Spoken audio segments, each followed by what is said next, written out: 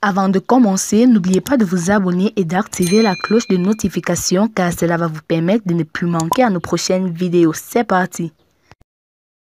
Bonjour, je suis Iris Lolia, élève de seconde au lycée Corneille. Je vais débuter mon discours. N'avons-nous tous pas souhaité être un super-héros lorsque nous étions petits? Superman, Batman, Spider-Man, des êtres dotés d'un pouvoir surhumain, sauvaient le monde, combattaient le mal, défendaient les opprimés.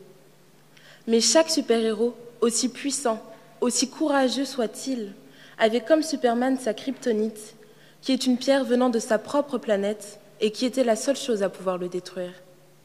En grandissant, nous découvrons qu'il n'existe pas de super-pouvoir, mais que d'autres gouvernent le monde. Le pouvoir de l'argent et la dictature en sont des exemples, et qu'il est question désormais de personnes au pouvoir. L'école nous enseigne alors que ceux qui dirigent sont les présidents, élus au suffrage universel, ou des dictateurs qui s'imposent puis finissent par imposer leur succession, et que les rois règnent de père en fils. Plus tard, la réalité nous fait face, et les médias font tomber le rideau. Et lors de chaque nouvel épisode, nous entendons des mots comme dictature, régime autoritaire, coup d'État, puis guerre, mort, drone, attaque, destruction, meurtre. Et où sont les super-héros? À ce moment, nous comprenons que pour arriver au pouvoir, certaines personnes sont prêtes à détruire. La définition du dictionnaire nous apparaît plus claire. Oui, le pouvoir, c'est l'autorité, la puissance de droit ou de fait, détenue sur quelqu'un ou quelque chose. D'après Platon, la plupart des hommes au pouvoir deviennent des méchants. Mikhail Bulgakov dit que tout pouvoir est une violence exercée sur les gens. Et André Malraux définit le pouvoir par la possibilité d'en abuser. Violence, méchanceté et abus sont les faces cachées du pouvoir.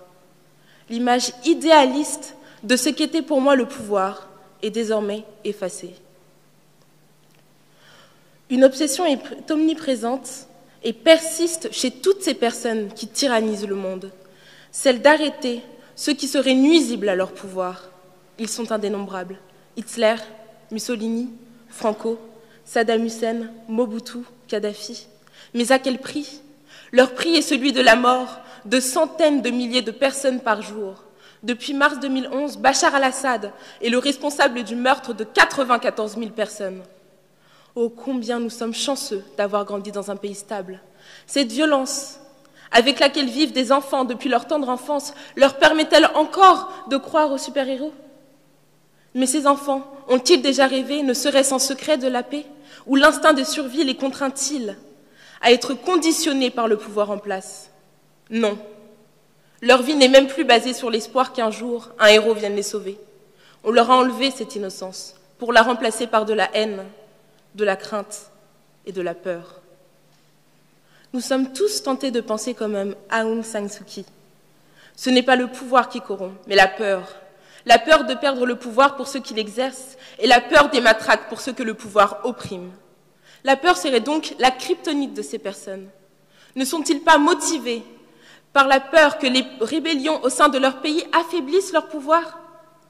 Faire ressentir la peur à leur peuple est pour eux la seule solution de faire ce qu'ils veulent en limitant les manifestations.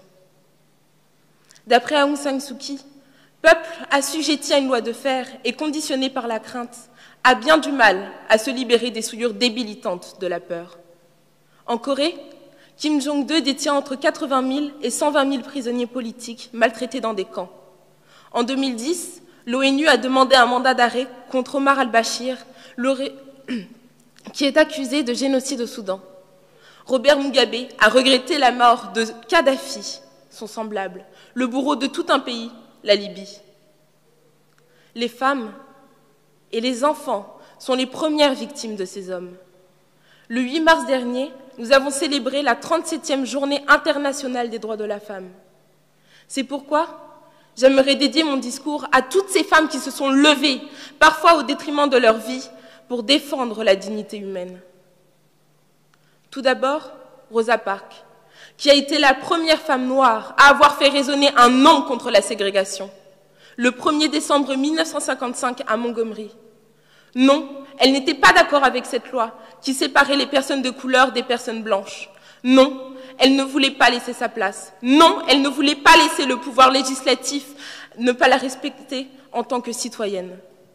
Puis, Dalila Mbarek, qui se bat actuellement pour faire adopter à son pays, la Tunisie, des valeurs modernes, pour, comme elle le dit, la Tunisie de demain. Ces efforts ont été récompensés fin janvier 2014 par l'adoption d'une nouvelle constitution qui met au premier plan le respect des droits de l'homme et du citoyen. Ensuite, Samaria Sbeck. Depuis 2011, elle est réfugiée en France, mais cela ne l'empêche pas d'appeler et d'encourager son peuple à la révolution contre le régime syrien, par le biais d'un blog. Pour finir, Aung San Suu Kyi, qui a prôné les droits de l'homme et du citoyen pendant la dictature birmane. Elle a été récompensée en 1991 par le prix Nobel de la paix. Fraternité, liberté, égalité, fraternité sont nos trois piliers fondamentaux en France. Ces trois piliers que nous devrions chérir particulièrement et nous devrions être fiers de notre pays, qui m'offre aujourd'hui cette liberté à moi, jeune fille de 15 ans, de partager avec vous, sans armes, sans matraque, sans fusil pointé sur moi, le fond de ma pensée.